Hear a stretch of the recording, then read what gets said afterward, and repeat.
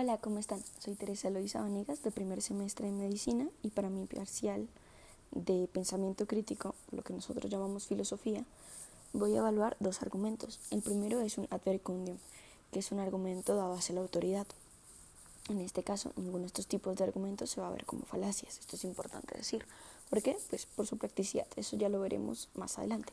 Entonces, el primer argumento que elegí es el coronavirus en Estados Unidos, por Fauci, el epidemiólogo. Disculpen mi pronunciación ante su nombre. En la parte superior podemos encontrar el link del video. Muy bien.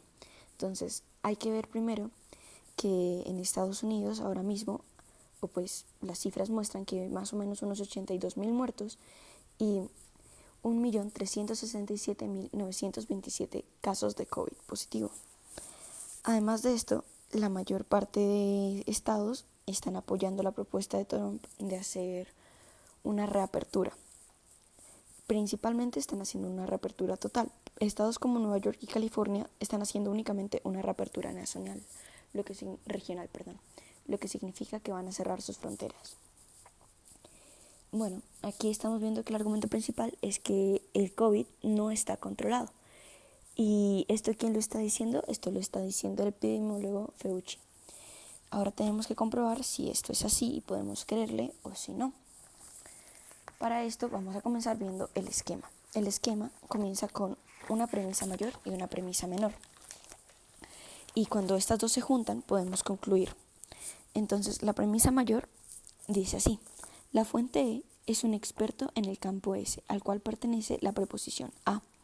La premisa menor dice: E afirma que la preposición a es verdadera o falsa. En este caso la tomaremos como verdadera.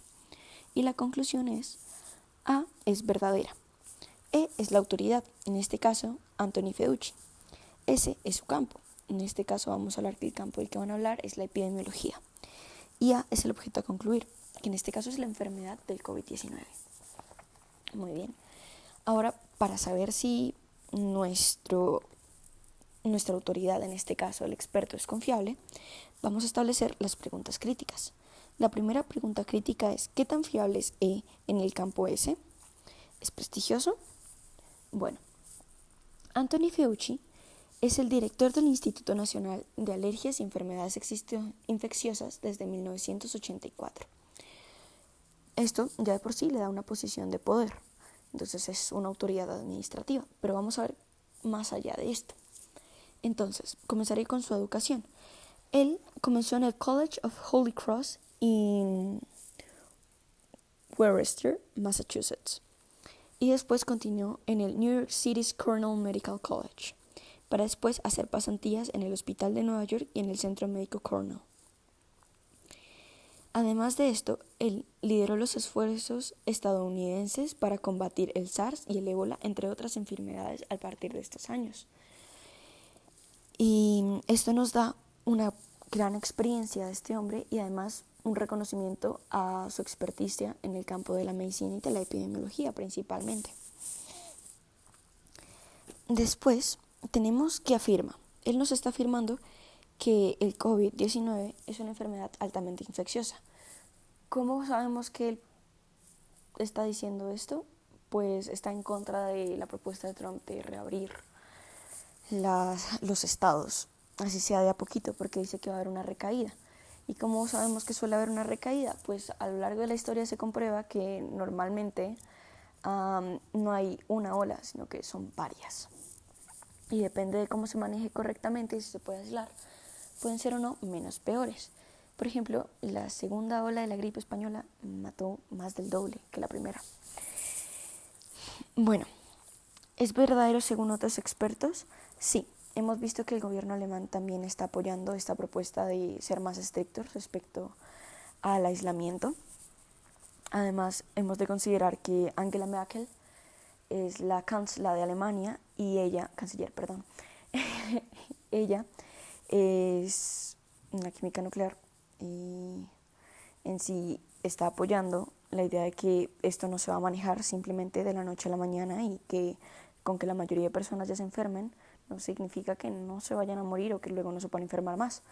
Ya se ha visto además, y Anthony lo sabe porque lideró los esfuerzos estadounidenses contra el SARS y antes de saber que el COVID hace parte de la familia del SARS, que este tipo de virus tiende a mutar mucho, lo que dificulta una vacuna. Es A, verdadero según otros expertos, ya lo hemos contestado. Está A, basada en evidencia, pues no hay directamente pruebas de laboratorio con cómo es A de infecciosa. Se sabe que es infecciosa tanto por vías aéreas como por contacto con mucosas, o sea, tus ojos, tu nariz, tu boca, pero realmente aún se está probando qué tan infecciosa puede ser. Se rumora que más o menos 2 días en plástico. Aún así, las evidencias se están dando por ahora. Bueno, entonces podemos concluir primero que Anthony es una autoridad tanto cognitiva como administrativa, pues podemos ver su experticio en todo este campo. Y segundo, y lo más fundamental, yo considero que este argumento es un argumento fuerte. ¿Por qué es un argumento fuerte? Bueno, además de lo ya contestado con estas preguntas, sabemos que esta figura de autoridad no lo está estableciendo simplemente por ser una figura de autoridad, sino por su experiencia dentro de este campo, lo cual sería un saber empírico, que es fundamental en la medicina, ya que todo se basa en evidencias. Y dos, porque ha sido la única forma de poder mitigarlo además en otros países. Entonces, también podemos ver las cifras de lo que está pasando en Estados Unidos, como no mitigan la cantidad de casos, sino que consiguen aumentarlas más cada día. Y además podemos verlo desde el punto de lo que es la ética y la razón. Entonces, aquí esto tiene que ver principalmente con lo que es la toma de decisiones. Y la razón tiene un deber moral.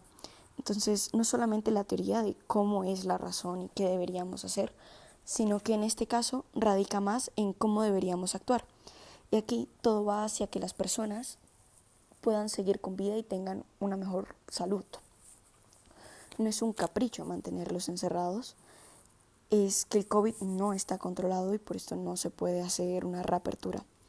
Entonces, esta es la norma que necesitan para poder alcanzarlo. Prácticamente algo ético porque lo que busca es el bien de todos los demás y él no está usando su autoridad para decir yo mando aquí, sino le está diciendo su sabiduría para decirles ayúdenme a que no se mueran.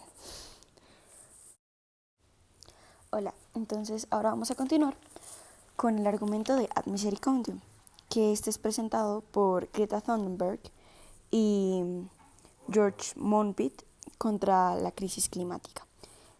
Este argumento es un Ad Misericórdiam de pedido de ayuda. Pues así lo he identificado yo y creo que está bien. En la parte superior pueden encontrar el link del video en YouTube.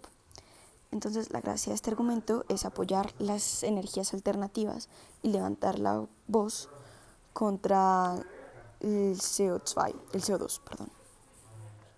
Bueno, comenzaremos con el esquema. Aquí primero tenemos a P, que va a ser el oyente, quien está viendo el video. Q es el medio ambiente, que es quien decimos que está sufriendo. Y X es la acción que se llevará a cabo, que es apoyar las energías alternativas y no los gases fósiles. El esquema dice así: P debe ayudar a Q si Q está en una situación en la que necesita ayuda. Ok. Segundo, P se encuentra en condiciones de llevar a cabo X. El que P lleve a cabo X no sería muy costoso, las consecuencias no serían muy graves para P. Por lo tanto, P debe ayudar a Q llevando a cabo X. Bueno, vamos a ver cómo funciona realmente esto. Hemos de destacar que en el esquema no se pueden reemplazar a P o a Q o a X directamente, por eso se escribe el esquema así. Ahora, tenemos aquí. La primera pregunta es, ¿Q se encuentra en una situación en la que necesita ayuda? De lo que he podido investigar, sí, estamos en una crisis climática, no es una sorpresa. Nos vienen hablando de esto desde que tengo uso de razón, no sé, mi generación creció así. Y esto, como lo podemos ver, principalmente con la cantidad de agua dulce que estamos teniendo y que nos queda, porque cada momento se está perdiendo más agua dulce. Bueno, esto se está evaporando y eso también lo podemos ver con la subida de temperaturas, la cantidad de animales que se extinguen y demás. Después tenemos la segunda pregunta, que es ¿realmente ayudaría a Q la acción X? Esto quiere decir, ¿realmente nos ayudaría a apoyar las energías alternativas y no los gases fósiles? Muy bien, vamos a pensárnoslos primero que todo. Las energías alternativas, dígase así, por ejemplo, energía solar, primero son más baratas. 2, no consumen tanto. 3, rinden muchísimo. 4, no estamos destruyendo un hábitat. Cuando destruyes un hábitat me refiero a un ecosistema completo, o sea, no solamente clavar en una piedra y sacar petróleo hasta abajo, sino que los métodos, uno es gastar mucha agua dulce, alias el fracking, obviamente ahora es legal aquí, y 2, la cantidad de especies que estamos matando, y ellas son las reguladoras también de lo que van a hacer las plantas, y dígase Dios, las plantas nos dan aire puro, y muchas de ellas también ayudan a purificar el agua, o sea, sí, yo creo que sí nos conviene. Muy bien, está P en la capacidad de ejecutar a X. Ok, vamos a pensar esto un poco más a fondo, porque esta ya es algo más personal. Esto quiere decir, tengo que cambiar mis hábitos para poder apoyar a X. Entonces, primero, en nuestro país no podemos cambiarnos energía solar porque prácticamente hemos sido vendidos por el Estado, de lo que estuve investigando, sí, es terrible. Y estamos vendidos a la industria energética, vamos a decirlo así, y no podemos tener energía solar porque pues estaríamos yendo en contra y nos cobran más. No es muy práctico para nosotros. Pero a largo plazo y sobre todo a nivel mundial sí se debería apoyar y todos deberíamos deportar nuestro pequeño grano de arena. Aún así, tenemos que tener en cuenta que las personas normales, y sobre todo el tercer mundo en general, que aunque tiene mayor cantidad de población, produce muchísimo menos CO2 que lo que producirían. Producimos solamente el 20%, el resto lo produce la mayor parte de países del mundo y sobre todo la gente con más plata, que es el 1%. O sea, lo que hagamos no será mucho, tenemos que cambiarlo colectivamente. Tiene que ir mucho más allá. La 4. Al ejecutar X habría efectos secundarios negativos muy graves tanto para Q como para P. Económicamente en un principio sí, pero a largo plazo no. Existen acciones alternativas a X que ayudarían a Q. Realmente tenemos que cambiar nuestros hábitos y eso es lo que se nos está pidiendo y tenemos que generar una concientización, pero no solamente para nosotros los oyentes, sino para las personas de poder, que son los gobiernos, y eso sí podría cambiar el medio ambiente. Ahí está el problema. Y en países no tan democráticos, como el nuestro, eso no cambia mucho. Pero bueno, esperemos que algún día cambie y las nuevas generaciones podamos hacer algo al respecto y no nos creamos que esto es un mito. Bueno, esto como una decisión de tomas prácticas es difícil porque no es que tengamos mucha acción más que el nivel personal y bueno, ahí se puede hacer algo. Y 2, ¿qué más tenemos? Tenemos que éticamente sí, es bastante correcto, o sea, ni siquiera es solamente porque te afecta a ti, lo cual no llamaríamos muy ético, pero seamos sinceros, si te está afectando y te va a matar, es práctico. También es la vida de todos los demás y que a la larga va a ser como un dominó, te va a pegar. Entonces, sí, comparándolo éticamente, es un deber que tenemos. Y creo que aquí me voy a meter con algo más de la filosofía, que no sé si esté correcto, pero recuerdo cuando Kant te decía que los animales, por ejemplo, no tienen derechos porque no tienen poder de toma de decisiones, y no sé, en alemán esto se incluía como Lebewesen, que quiere decir también insectos, plantas, todo lo demás que no es humano. Ellos no tienen derechos, pero tú tienes una responsabilidad ante ellos porque tú tienes la capacidad de razonar, y razonar quiere decir ir más allá. Bueno, esto fue. Gracias. Por todo lo ya dicho, puedo concluir que es un argumento fuerte, ya que es una pedida de ayuda, la cual sí podemos ejecutar y que nos vendría bien. Gracias por su atención. Adiós.